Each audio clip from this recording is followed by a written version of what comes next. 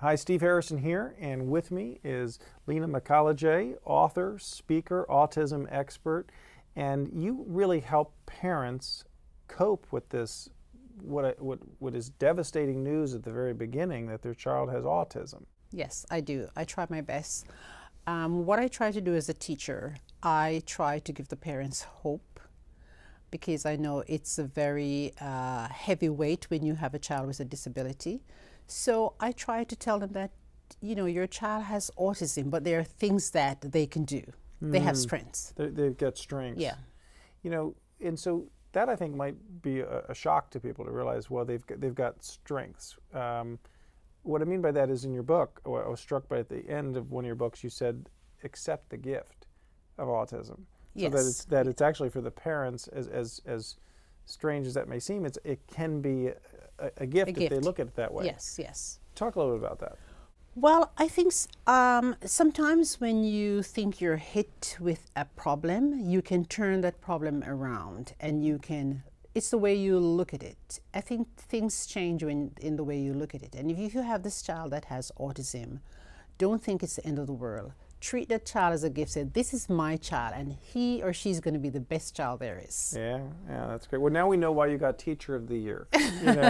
So that's great. And so tell people a little bit about, give me an example of maybe a situation where you were able to show a parent that their son or daughter had strengths. Well, I dealt with this parent who has this child, and she never takes the kid anywhere. She's afraid to take the kids to the mall, take the kid out. So I say to the parent, what you can do is, let's wear a wristband, make it a game. Just wear it here, and the child will wear part of it as a wristband. That's the strength. That child is able to walk around with you and enjoy the view, enjoy the sound. Because your child has autism and is afraid of sound, it doesn't mean you're going to keep him indoors, because they do grow up. So their kids are able to learn to deal with the surroundings. And the strength that they have, you have to work according to their abilities. Wow, great. Now, you've written a number of books for the parents and the kids. Talk a little about kind of your approach, why you've written these books. Well, in one of my books, the first edition was Hope as a Mother's Parents. It's filled with short stories about the achievement of children with autism. The one who learned to feed himself, the one who we finally potty trained, because children with autism, a lot of them are not potty trained. That's part of their deficit. Okay. It's very hard to potty train those kids. It shows the one who eventually learned to do other things. So I wrote the book as an inspirational piece to parents to show them that there are other children who were diagnosed with autism and they have become, they have done. So your child can too. So it gives them that hope, yes. that picture of yes. what's possible. That's great.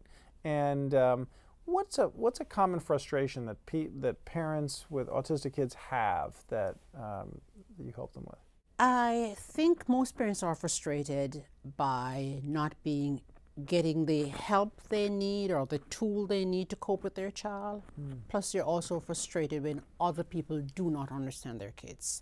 I've had parents say to me that I don't take my child to so-and-so house because they don't understand. You may have a child who yells, but maybe the sound is too high, or the child starts spinning. Maybe the light is too bright. They don't understand the stimuli that affect that child in the environment, so they get very frustrated.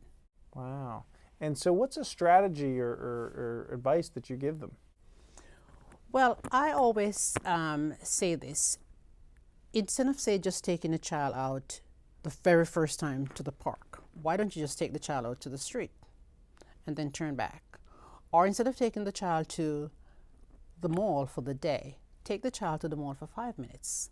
Introduce bits and pieces, go slowly, go very minutely, and build on what they learn, and then go from there. That's great. That's great. And then when I think you've also spoken at conferences, haven't you? Yes, I do workshops on autism awareness. I've done autism awareness in England, China, Jamaica, and right here in the United States for parents. And so what are the benefits of attending that? Well, parents will get to see other parents who are in the same boat. They won't be judged, because if you're here with your child who has autism and I'm here with my child, immediately we know why we're here. Right. So they're in an environment where people are not going to judge them. So if the parents come out with their kids with autism, or all the parents there are experiencing some form of, because you may not be the parent, but you could be the grandparent, you could be a caregiver, you could be an aunt. Yep. And it affects the entire family. It's not just the child. Wow. And the frustration comes from the parents when even family members don't know how to cope with, because a child has autism. Wow. A child has autism, but my mantra as a teacher is that your child has autism, but he can learn. You know, they try you just like any other child. You know, Interesting. they test you Yeah, just like any yeah, other child. yeah. All they have is autism. And when I tell parents, your child only has autism, they're like, only has autism? But I'm just saying, treat the child only as special as you need to. Yeah. Just be aware of his weaknesses, but also knows that he has strengths. Oh, I love that. I love that. And what's a maybe something that a lot of people believe that just isn't so? Kind of a myth that you break. They think children with autism are different. I had, when I used to do summer school in the school district where I am now, Irvington, I remember one summer I had taken the kids to visit the mayor in his office. And his assistant came out, and we were all sitting there, and he came in and he said, "So where are your children?" And it's like, they're right here. They think your child has autism. They're expecting, even though they do have outbursts, they can behave so normally that you don't think anything is wrong. Wow. Because, you know, your child has autism, but they may be gifted in other areas. You Yeah. have some who are great painters, some can read. You know, you have children who can write. They have autism, but they have gifts. That's great. Well, before we close, is there anything else that you want to share with people out there? Well, I would say my goal is to get people to accept children with autism, and not just autism, but disabilities, whatever the disabilities, to accept kids and know that they're children just like any other child. And they're a gift, just accept them.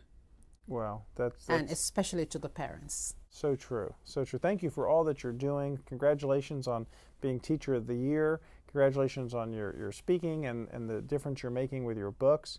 And where can people find out more about you? Well, I have a website, www.lenamccallabooks.com. My books are on Amazon and Barnes & Noble, so they can get them there as well. Well, that's great. Well, thanks for joining me. Thank you so much. Thank you for your time. You're very welcome.